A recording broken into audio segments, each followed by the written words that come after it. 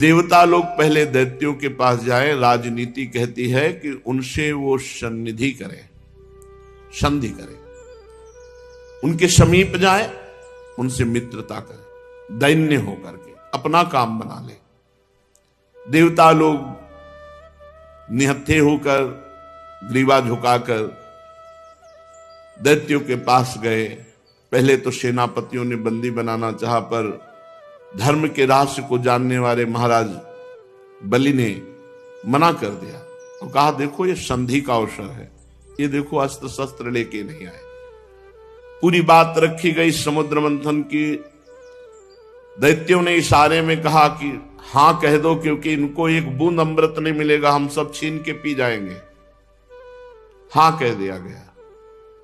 अब मथानी कौन बने? तो मंदराचल को 10,000 योजन स्वर्ण, तांबा और लोहा, 3 धातुओं से बना हुआ, 10,000 योजन ऊंचा।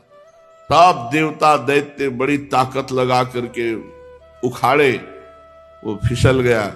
बहुत से दैत्य देवता अंग भंग और मृत्यु को प्राप्त हुए।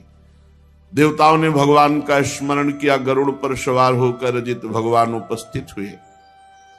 मंदराचल को एक हाथ से उठा के गरुड़ पे रखा, अमृत दृष्टि से समस्त देवता और दैत्यों को पुष्ट किया। अब समुद्र में मंदराचल विराजमान किया गया। बहुत सी औषधि लता जो जो भगवान ने कही सब उसमें डाली गई। देवता और असुरों ने नागराज वासुकी को रिझा लिया और उनको वचन दिया कि समुद्र मंथन में प्राप्त होने वाले अमृत में तुम्हारा हिस्सा होगा। आप रस्सी बन जाएं। मथानी बना मंदराचल, रस्सी बने वासुकी नाग। वासुकी नाग को नेति के समान मंदराचल में लपेट दिया गया। समुद्र मंथन आरंभ हुआ। अजित भगवान ने देवताओं को इशारा किया, मुख की ओर लग जाओ।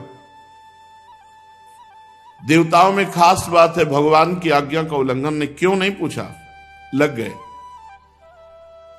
जब दैत्य सेनापतियों ने देखा तो उन्होंने कहा देवता कोई श्रेष्ठ है, हम लगेंगे मुख की तरफ। सांप के पूंछ का भाग जो है ये निकृष्ट माना जाता है, हम इसे नहीं पकड़ेंगे। भगवान ने देवताओं को इशारा किया, आ जाओ पूंछ की तरफ। क्योंकि जब नेति बन करके मंदराचल घुमाया जाएगा, भारी विष की ज्वाला वासुकी नाग के मुख से निकलेगी। तो देवताओं को बचाने के लिए भगवान ने पहले ऐसा किया था। देवताओं ने पूंछ पकड़ ली और दैत्य मुख की ओर हो गए। बड़े बड़े असुरों के भुजाओं और देवताओं की दैवी शक्ति से युक्त होकर मंदराचल जीव ही घुमाया जाने लगा, त्यों ही समुद्र में डूबने लगा। अब तो सब देवता दैत्य निराश होने लगे, मन टूट गया, उदासी छा गई। भगवान ने तुरंत कच्छप रूप धारण किया। भगवान का एक कच्छप अवतार है। विशाल काय भगवान की पीठ। समुद्र में प्रवेश करके मंदराचल के नीचे जाकर कच्छप भगवान अपनी पीठ में मंदराचल ले लिया। भगवान की शक्ति अनंत है, वे सत्य संकल्प हैं, उनके लिए कौन सी बड़ी बात है।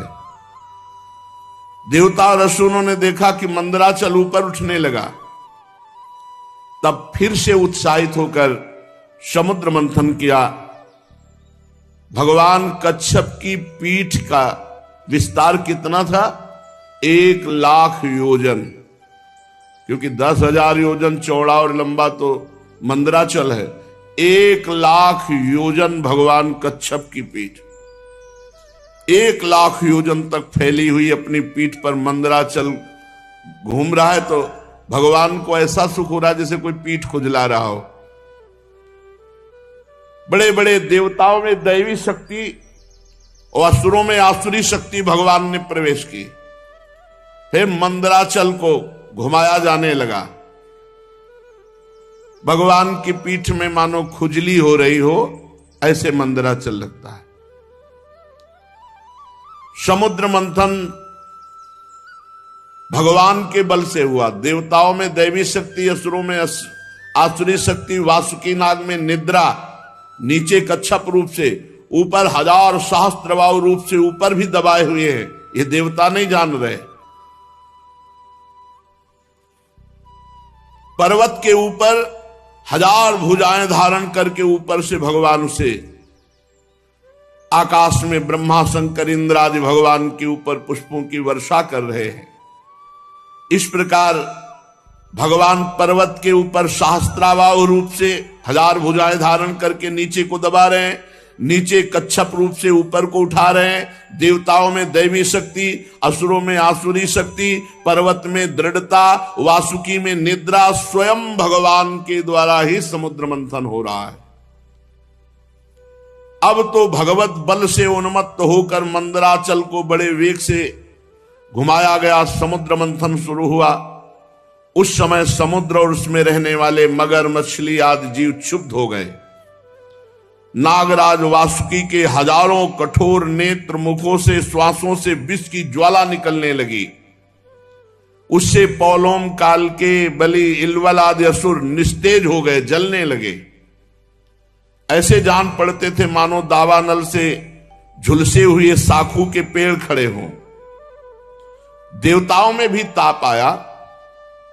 वासुकी नाग के श्वास की लपटों से देवता भी निस्तेज होने लगे। वस्त्रमाला, कवच, मुख ये सब झुलस गए। भगवान ने तुरंत प्रेरणा की, मेघ छा गए और वर्षा होने लगी, जिससे फिर बल आया दैत्यों में और देवताओं में। समुद्र मंथन फिर जोर से शुरू हुआ। पहले समुद्र मंथन में विष निकला, विष। ध्यान रखो, जब कोई साधन मार्ग में चलता है तो पहले विष पीना पड़ता है। यम ही न व्यथ्यन्ते ते पुरुषम पुरुषर्षभ सम दुखा सुखाधीरम स्वमृतत्वाय कल्पते। जो इस विष को पीता है, सुख दुख को समान भाव, मान अपमान, निंदा स्तुति, काम क्रोध लोभ, ये सब विष हैं। इनको जो पीता वही अमृत पद का अधिकारी होता है। भगवान मेघ के समान सांवले शरीर पर सुनहला पीतांबर, कानों में बिजली जैसे चमकते हुए कुंडल, सिर पर मुकुट, घुंघराले बाल, नेत्र लाल लाल रेखाओं से युक्त, गले में बनमाला सुशोभित, संपूर्ण जगत को अभय दान करने वाले विश्व विजयी भगवान अजित ने अपने भुजदंडों से वासुकी नाग को पकड़कर जे ही मंदराचल की रफ्तार बढ़ाई, ते भी खलबली मच गई। मछली, मगर, सांप, कछुए भयभीत होकर ऊपर आ गए। तिमिंगल आदि मत्स्य, समुद्री हाथी, ग्राह व्याकुल हो गए। जे ही ऐसा मंथन हुआ कि सबसे पहले ऊपर हलाहल नामक अत्यंत उग्र विष निकला। अब वो समुद्र मंथन से निकला हुआ विष दसों दिशाओं में फैलने लगा। इससे सारी प्रजा मर जाएगी, सब प्रकृति भस्म हो जाएगी, ऐसा ये विष है। भगवान अजित ने कहा, भगवान शंकर की शरण में चलो। पहले निकले हुए इस हलाहल नामक विष से भगवान सांब सदाशिव ही बचाएंगे। भगवान शंकर सती जी के साथ कैलाश पर्वत पर विराजमान थे। बड़े बड़े ऋषि मुनि उनके वचन सुन रहे थे, भगवान शिव उपदेश कर रहे थे। तीनों लोगों को अभ्युदय और मोक्ष के लिए बड़े बड़े ऋषि मुनि उनकी आराधना करते हैं, भगवान शिव की।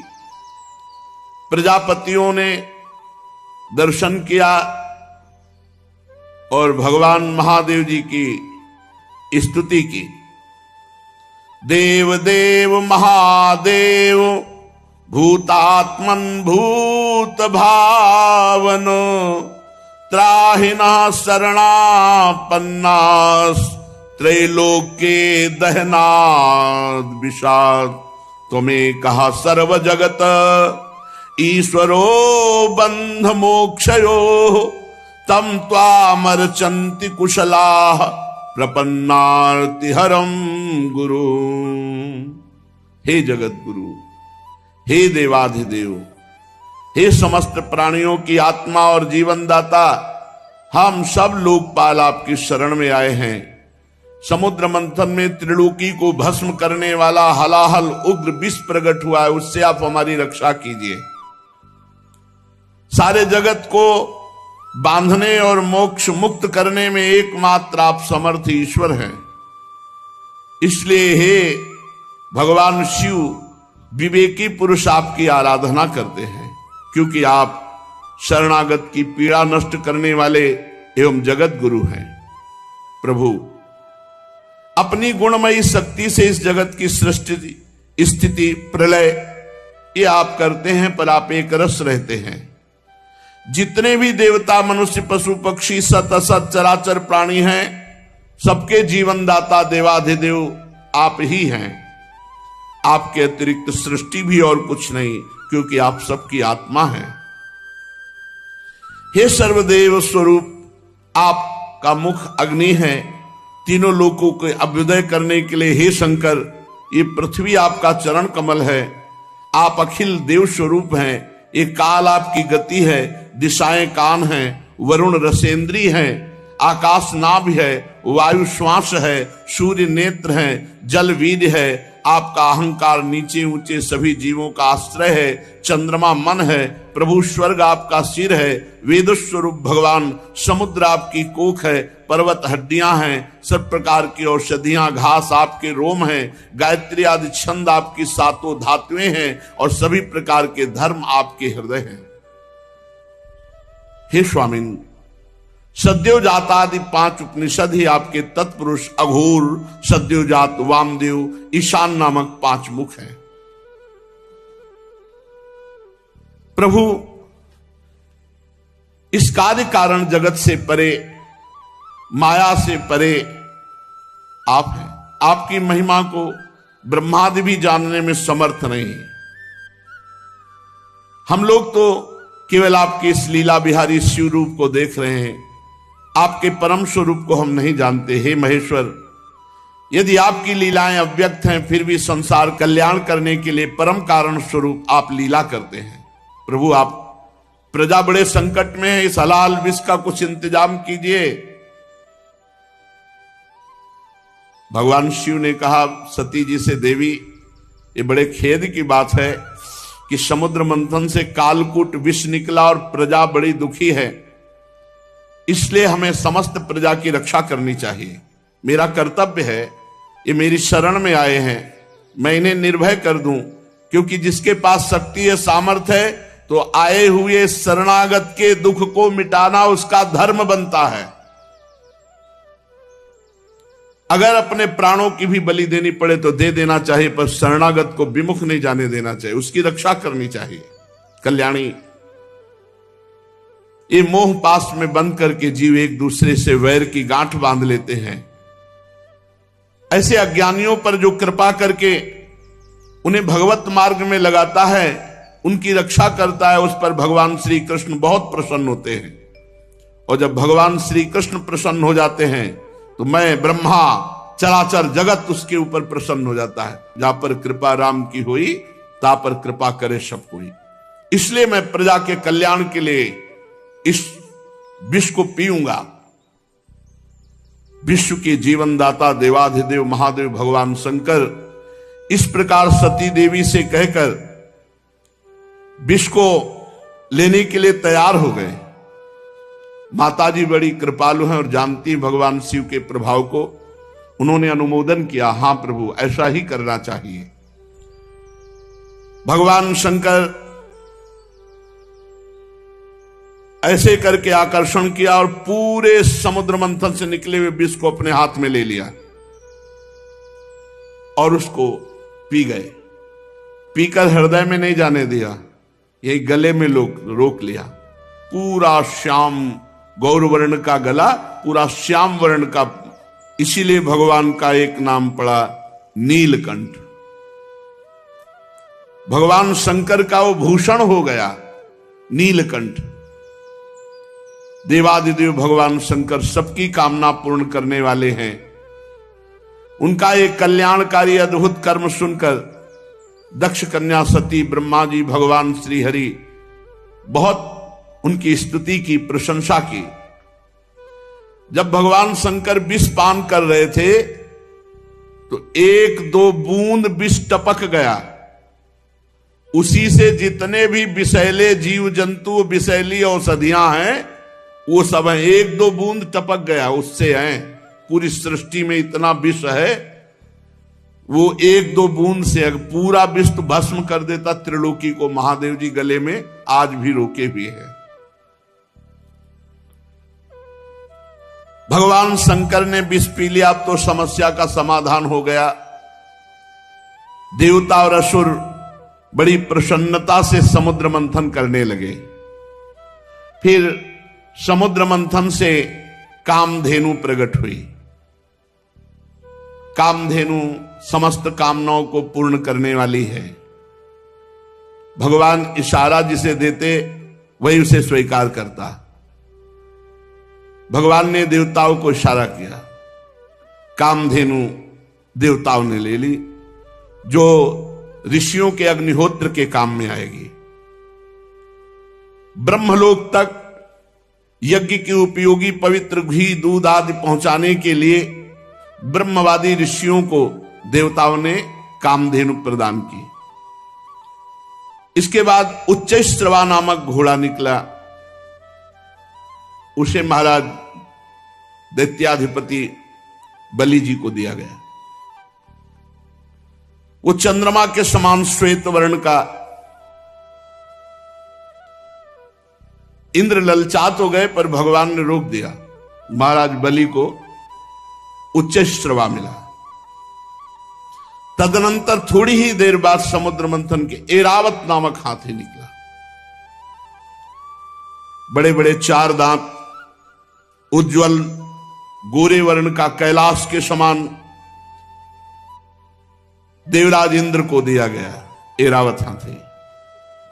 फिर कौस्तुभ मणि समुद्र मंथन से निकली। देवता और दैत्य दोनों ने मिलकर वो मणि भगवान श्री हरि को पहनाई। जो वक्षा स्थल में कौस्तुभ मणि विराजमान है, उस समुद्र मंथन से प्रकट हुई। इसके बाद स्वर्गलोक की शोभा बढ़ाने वाला कल्प वृक्ष वो देवताओं ने ले लिया। ये कल्प वृक्ष जो कामना करे वो पूर्ण कर देता है। इसके बाद अप्सराएं प्रकट हुई, जो सुंदर वस्त्रों से सुसज्जित, गले में स्वर्णहार पहरे हुए रंभादि, अपनी मनोहर मुस्कान, चाल विलास भरी चितवन से देवताओं के भी चित्त को चुराने वाली तो देवताओं को दी गई।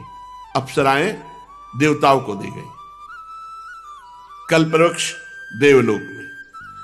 इसके बाद शोभा की मूर्ति स्वयं भगवती लक्ष्मी देवी प्रकट हुई समुद्र से। ये भगवान की नित्य शक्ति है। जे ही वे प्रकट हुई तो बिजली किसी कांति छा गई। 10 दिशाएं चकाचौंध हो गई। ऐसा सौंदर्य, ऐसा उदार स्वरूप, ऐसा रूप रंग कोई भी नहीं था जो ये ना चाहता हो कि लक्ष्मी जी हमें मिले। आज भी सभी चाहते लक्ष्मी जी हमें मिले। देवता, असुर, मनुष्य, कोई भी ऐसा नहीं था जिसके हृदय में ये चाह ना आ गई हो कि लक्ष्मी जी हमें मिले। तत्काल इंद्र अपने हाथों से उनके बैठने के लिए विचित्र सिंहासन ले आए।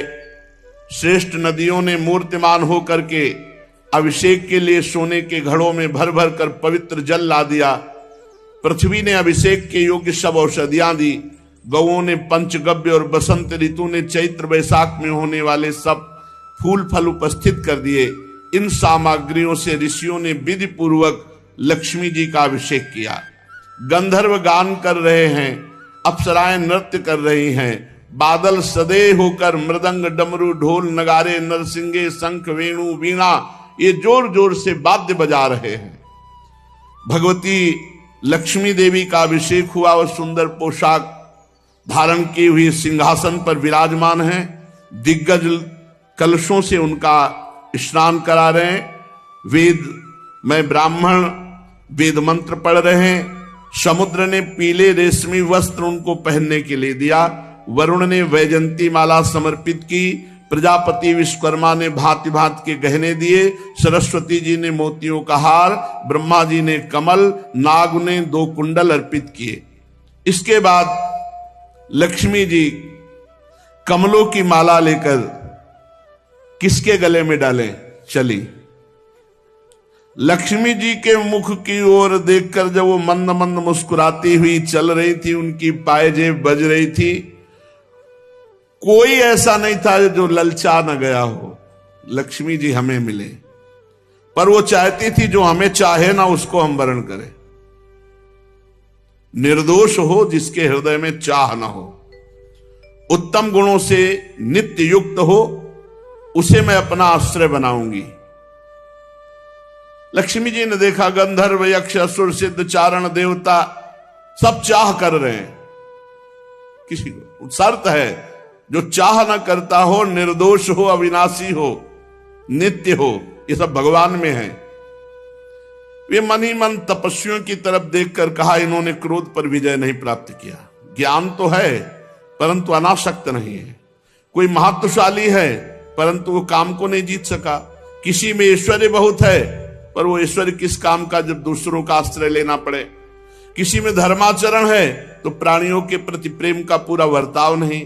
त्याग है पर केवल त्याग से ही थोड़ी मोक्ष हो जाएगा, तब तो बोध होना चाहिए। किन्हीं किन्हीं में वीरता है पर वो भी काल के पंजे के बाहर नहीं है। कुछ महात्मा ऐसे हैं जो विषयासक्त नहीं है परंतु अद्वैत समाधि में तल्लीन है। किसी किसी ऋषि की आयु बहुत लंबी है परंतु उनका सील मंगल मेरे योग्य नहीं। किसी का सील मंगल है तो आयु का ठिकाना नहीं। लक्ष्मी जी ने सबको देखा पर कहीं भी चित्त नहीं टिका। जब भगवान के ऊपर दृष्टि गई तो उन्होंने कहा, ये मुझे चाहते नहीं, ये हमें पसंद आए पर ये हमें नहीं चाहते। पर सोच विचार करके भगवान के ही गले में जयमाला डाल दी, अजित भगवान के, क्योंकि समस्त सद्गुण नित्य निवास करते श्री भगवान में। लक्ष्मी जी के एकमात्र आश्रय भगवान श्री हरि है। इसी से उन्होंने भगवान श्री हरि का वर्ण किया। लक्ष्मी जी ने भगवान के गले में नवीन कमलों की सुंदर माला पहना दी, जिसके चारों ओर झुंड के झुंड मतवाले मधुकर गुंजार कर रहे थे। इसके बाद लज्जापूर्ण भाव से देखा और सूक्ष्म रूप धारण करके भगवान के वक्षा स्थल में विराजमान हो गई, श्री लांछन चिन्ह के रूप में। जगत पिता भगवान ने जगत जननी समस्त संपत्तियों के अधिष्ठात्र देवता श्री लक्ष्मी जी को अपने वक्षा स्थल पर निवास दिया, हृदय में। उसी समय शंख तुरही मृदंग बाजे बजने लगे, गंधर्व गाने लगे, अप्सराएं नृत्य करने लगी। ब्रह्मा रुद्र अंगिरा आदि प्रजापति पुष्प वर्षा करते हुए भगवान की दिव्य मंत्रों द्वारा स्तुति की। देवता प्रजापति प्रजा सभी की तरफ लक्ष्मी जी ने कृपा दृष्टि से देखा तो सब निहाल हो गए, सब आनंदित, सब सुखी हो गए। पर लक्ष्मी जी ने दैत्य और दानवों की उपेक्षा कर दी, तब वो बहुत उत्साहहीन हो गए और लोभी हो गए। भगवान ने समुद्र मंथन करवाया तो अब निकली बहुत ही सुंदर वारुणी देवी। भगवान ने इशारा किया देवताओं को, तो दैत्य एकदम लुभायमान हो गए सुंदर रूप देख के। तो वारुणी देवी दैत्यों के, ये शराब मदिरा ये राक्षसों के लिए है, इसलिए मना किया जाता है। तदनंतर देवता और असुरों ने समुद्र मंथन किया तो चंद्रमा प्रकट हुए देवताओं में से, चंद्रमा में। फिर समुद्र मंथन हुआ, सारंग धनुष प्रकट हुआ। फिर समुद्र मंथन हुआ, पांचजन्य शंख। तो सारंग धनुष, पांचजन्य शंख ये श्री हरि ने स्वीकार किया। अब जब समुद्र मंथन अमृत के लिए हुआ तो अजान बाहु, लंबी लंबी भुजाएं जिनकी, गला शंख के समान उतार चढ़ाव वाला, आंखों में लालिमा, शरीर का रंग बड़ा सुंदर श्यामला, गले में माला और सब प्रकार आभूषणों से सुसज्जित, चौड़ी छाती, ऐसे भगवान प्रकट हुए धन्वंतरी जी। भगवान का एक अवतार धन्वंतरी अवतार है और उनके हाथों में कंगन और भरा हुआ अमृत का कलश, ये 14 रत्न निकले।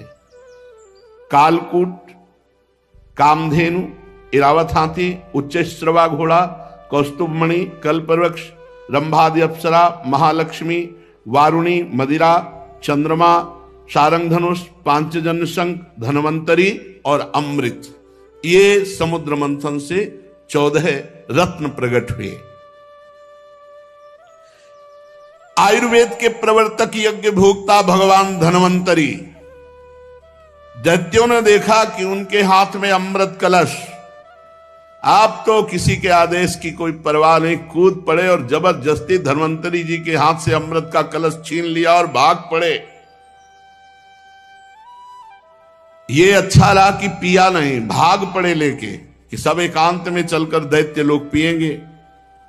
देवता सब खिन्न हो गए कि प्रभु, खास बात जिसके लिए समुद्र मंथन हुआ वो तो दैत्य सब ले गए। भगवान ने इशारा किया, तुम चिंता मत करो, एक बूंद नहीं पीने पाएंगे, अभी हम जाते पूरा कलश अपने हाथ दे देंगे। भगवान ने अमृत लोलुप दैत्यों के बीच, वहां भागना थोड़ी है, वो तो भाग के एकांत में पहुंचे, वहीं भगवान बीच में प्रकट हो गए। वो मोहिनी रूप, नूपुर झनकारते, तिरछी चितवन, इतना सुंदर रूप की अमृत हाथ में, भूल गए अमृत भूल गए भाई। ये है भगवान की माया। और जिधर भगवान देखे तो मुस्कुरा के, ऐसे मानो कि अब तो जन्म जन्म से हमारा इनका रिश्ता है, ऐसे भगवान मोहिनी रूप, छमछमाते हुए कभी इधर कभी उधर, और ऐसा नवकिशोर रूप। उस सुंदरी स्त्री को देखकर सोचने लगे कि अब तो सौभाग्य ही सौभाग्य हमारे उदय हो रहे। कितनी सुंदर ये स्त्री है, हमको प्यार करती। और जो दैत्य देखे, भगवान मुस्कुरा कर उस भगवान मोहित करना चाहे तो महादेव मोहित हो गए, दैत्य क्या है। अब तो सब के सब दैत्य भूल गए अमृत को और डांट होड़ लग गई मोहिनी जी के लिए। उनमें हाथ जोड़कर कहा, कमल नैनी तुम कौन हो, कहां से आई हो और क्या करना चाहती हो। सुंदरी, तुम्हें देखकर हम सबके मन में खलबली पैदा हो गई। हम समझते हैं कि देवलोक में या दैत्यलोक में या सिद्ध गंधर्व चारण लोकपाल कहीं ऐसी सुंदरी नहीं जैसी आप हो। तुम्हें मनुष्य तो देख भी नहीं सकते। सुंदरी, हमें लगता है विधाता ने हम पर दया करके भेजा है, हम दैत्यों को महासुख देने के लिए तुम आई हो। माननी, वैसे तो हम एक जात के लोग हैं, पर इस समय हम थोड़ा झगड़े पे आने वाले हैं, क्योंकि हम ये अमृत का कलश मिला है और हम आपस में लड़ाई कर बैठेंगे। तो सुंदरी, तुम ही अमृत पिला दो। भगवान कुछ नहीं बोल रहे। हम सब कश्यप जी के पुत्र हैं, तुम्हें हम अपना परिचय बता देते हैं और सगे भाई हैं। ये देवता लोग और हम दोनों के पिता एक ही हैं, कश्यप। ये अमृत का कलश लो और जैसा आप उचित समझो। असुरों ने जब इस प्रकार प्रार्थना की तो भगवान और जो स्त्री लुभावना चाल होती, चाल, मुस्कुराहट और चितवन से कटाक्ष करते हुए कहा, आप लोग महर्षि कश्यप के पुत्र हैं। पहले साफ बता दिया, हाँ, कि हमारे ऊपर दोष मत लगा, हम पहले बता रहे। आप लोग अमृत के बांटने का न्याय भार हमारे ऊपर डाल रहे हैं। अरे विवेकी पुरुष उल्टा स्वेच्छाचारणी स्त्रियों पर कभी विश्वास नहीं करते तुम्हें। और भगवान ये कहते हुए और मुस्कुरा रहे हैं, उनको लग रहा है कि मजाक कर रहे हैं। और भगवान सत्य बोलते, त्रिकाल सत्य, कि ये रूप हमने धारण ही इसीलिए किया है, मैं किसी की नहीं हूं, ना आज तक हमको कोई पकड़ पाया और ना कोई पकड़ पाएगा मोहिनी रूप में। भगवान और हंसकर तिरछी कटाक्ष मार करके कैसा भगवान स्पष्ट वर्णन कर रहे हैं कि फसला मत हमारे पे।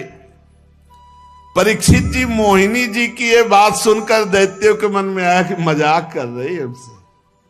उन्होंने हंस करके कहा कि देखो तुम कोई भी हो, ये ले अमृत कलश। कलश लिया और तिरछी मुस्कान से भगवान ने मुस्कुराते हुए मीठी वाणी में कहा, देखो यदि इतना विश्वास करते हो तो मैं उचित करूं या अनुचित बीच में टोकना नहीं। स्वीकार है? और मुस्कुरा दिया, बोले स्वीकार। बस बोले अमृत बांट दे ले दो, फिर देख पाओगे कि क्या स्वीकार किया है। बड़े बड़े दैत्य कुछ जहां शंका में होते कि यार पूरा अमृत उसके हाथ में दे दिया, तो मोहिनी जी उधर ही देखती तो फिर वैसे मंत्रमुग्ध होके रह जाता। मंत्रमुग्ध होके दैत्य रह जा। अरे महाराज भगवान हैं, भगवान, उनकी माया ऐसी प्रबल है, देख लो। लोक लोकांतर फिर वो स्वयं मोहिनी रूप धारण किए। दैत्यों बड़ी बारीकी से मेरी बात समझो। मैं उचित करूं या अनुचित बीच में टोकोगे नहीं। अगर टोकना तो ले अपना अमृत कलश। नहीं नहीं नहीं, और मुस्कुराते जा रहे हैं। मुस्कुराहट भगवान की माया का प्रादुर्भाव हुआ है मुस्कुराहट से। सब दैत्यों ने कह दिया स्वीकार है। भगवान ने कहा हम भी स्वीकृत हैं, आपकी हैं। इसका कारण दैत्य मोहिनी स्वरूप के मूल को नहीं समझ पा रहे और देवता जान रहे, इसलिए मोहित नहीं हो रहे। एक भी देवता मोहित नहीं हुआ मोहिनी रूप में, क्योंकि जानते हमारे भगवान है। तो देखो अमृत ऐसे नहीं मिलता। सब लोग पहले नहा के आओ, स्नान करो और पूजन करो, स्वस्थवाचन कराओ, तब अमृत मिलेगा। सब नए नए कपड़ा पहन करके और कुशासन पर बैठो और सबका हिस्सा पूर्व की तरफ कुश का हो। अब देवता दैत्य फटाफट स्नान करके, भगवान ने इशारा किया देवताओं को कि नहाओ कम, जल्दी नए कपड़ा पहन के बैठ जाओ आके। और दैत्यों से कहा पूरा स्नान सब। और भगवान नूपुर की झंकार करते हुए देवताओं की तरफ नहीं, दैत्यों की तरफ, किसी के भी ज्ञान का स्फुरण न होने पावे, सबको मंत्र मुग्ध किए। मोहिनी जी ने मुस्कान भरी चितवन से सब दैत्यों की तरफ कलश लेके निकली, बूंद नहीं पिलाया। आ रही हैं अभी।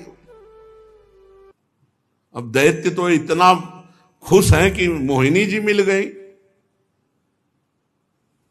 ये सुधरते हैं तो प्रियाजू के सामने ही सुधरते हैं। कर जो पीक दाली लिए खड़े याद, जो निकुंज बड़े सीधे, नहीं तो बड़े टेढ़े महाराज। ये बहुत टेढ़े हैं इनको। अब ये अगर सीधे कहीं मिलते हैं ना तो प्रियाजू के सामने, यहां वृंदावन में भोले भाले एकदम सीधे, एकदम महाराज जगत पिता भगवान हैं और वो मोहित कर रहे हैं। अब असुरों ने दृढ़ विश्वास करके भगवान के हाथ में अमृत कलश है और भगवान बांटने के लिए पहले दैत्यों के सामने से निकले, पर वहां कुछ और बांट रहे हैं। मुस्कान चितवन देवता पूर्ण विश्वास किए हुए कि मैं भगवान की शरण में हूं, भगवान परम मंगल करेंगे। दैत्यों की तरफ से आ रहे भगवान और उल्टा बैठाला, तुम इधर तुम इधर। एक दूसरे की तरफ पीछे मुड़कर नहीं देखेगा। अलग अलग पंक्ति कतार बांधकर दल में बैठाल दिया, एक दूसरे की पीठ की तरफ। दैत्यों के पास से ऐसे गए मुस्कुराते हुए, और ये अमृत वो है जिसमें बुढ़ापा नहीं आता, कोई रोग नहीं होता, कोई शोक नहीं होता। अरे देवताओं को, पर वो भी भयभीत रहते हैं। और भगवान नाम रूपी जो अमृत पी ले तो भवरोग से मुक्त होकर देवलोक भी, जो जहां छोटा पड़ जाए, ऐसा आनंद देवलोक में क्या आनंद है। वहां तो पुण्य क्षीणे मृत्यु लोके विसंति, भगवत धाम नामामृत राधा नाम सुधारसम। इसलिए लुभायमान मत होना इस अमृत से कि बुढ़ापा ना आएगा। ये नहीं, मरने के लिए देवता भी तैयार हैं, मरना पड़ेगा उनको भी, क्योंकि जब प्रलय होती है तो ब्रह्मलोक तक समिट जाता है। परीक्षित असुर उमंग तो रहे थे, तो समझा कि जैसे हमारे आगे से कलश लेके निकल गए, ऐसे देवताओं के आगे से निकल के फिर शुरू हमारी तरफ से करेंगे। और पीठ की तरफ थे देवता, और वो इस पर विश्वास कर रहे थे कि मोहिनी तो हमसे सबसे ज्यादा प्यार करती है। भगवान ऐसा दर्शन कराए और विश्वास करके चुपचाप बैठे रहे। मोहिनी जी में इतना प्रेम था दैत्यों का कि किसी की हिम्मत नहीं हुई कि टोक दे। भगवान ने देवताओं को इशारा किया, बिल्कुल लाइनबद्ध सब। एक दो तो हल्के से देखने की कोशिश पर भगवान मुस्कुरा के तिरछी दृष्टि भगवान की दैत्यों की तरफ, फिर वो शांत हो गए कि यार नाराज ना हो जाए मोहिनी जी। अब मोहिनी जी सबको अपने नेत्रों की दृष्टि में बांधे हुए और देवताओं को अमृत पिलाते चले जा रहे हैं। राहु ने देखा कि कुछ गड़बड़ है, कलश तो आधा से ज्यादा खाली हो गया और अभी पंक्ति देवताओं की चले, हमें लगता है दैत्यों को बूंद नहीं मिलेगा। तत्काल चंद्रमा और सूर्य के बीच में, वो तो पीठे घुमानी थी, तत्काल घुमाया और अमृत बटी रहा। और भगवान बांटने की तरफ नहीं देख रहे थे, दैत्यों की तरफ देख रहे थे। चंद्रमा और सूर्य ने कहा प्रभु राक्षस है, दैत्य है। भगवान ने तुरंत सुदर्शन चक्र के द्वारा, तो केवल ऊपर का अमृत केवल गले तक पहुंच पाया था। आज भी चंद्र ग्रहण और सूर्य ग्रहण उसी से पड़ता है। भगवान ने सुदर्शन चक्र से उसका सिर काट दिया। अमृत का संसर्ग गले से होने से आज भी वो अमर है राहु, परंतु उसका जो धड़ है वो नीचे गिर गया। राहु पर्व के दिन पूर्णिमा और अमावस्या को बैर भाव से बदला लेने के लिए चंद्रमा और सूर्य पर आक्रमण किया करता है। भगवान ने लंबी चाल बढ़ाई, पूरे देवताओं को अमृत पिला दिया, फेंका कलश जहां एक बूंद भी नहीं। अब समस्त दैत्यों के सामने मोहिनी रूप, अरे खत्म मोहिनी रूप देखा, अरे बोले तो हरि ठग लिया, सब अमृत पिला दिया देवताओं को। अब तो सब के सब असुरगण अमृत से वंचित और भारी क्रोध धारण करके भगवान के प्रति की इसने छल कर दिया। दानों और दैत्यों ने बड़ी मेहनत की थी, फिर भी उन्हें भगवान से विमुख और आसुरी प्रवृत्ति होने के कारण अमृत पीने को नहीं दिया गया कि बिना अमृत पिए तो ऐसा विनाशकारी खेल खेलते हैं, अगर अमृत पी लिए तो फिर तो बहुत ही आतंक मचा देंगे। भगवान ने समुद्र को मथकर अमृत निकाला और अपने शरणागत देवताओं को पिलाया, और फिर देखते देखते गरुड़ पर सवार हुए, जय श्री राधे, चले गए। जब दैत्यों ने देखा कि मेहनत तो हमने भी की, सफलता शत्रुओं को मिली, तब उन्होंने बड़े बड़े अस्त्र शस्त्रों से देवताओं पर आक्रमण कर दिया। अत्यंत भयंकर संग्राम हुआ।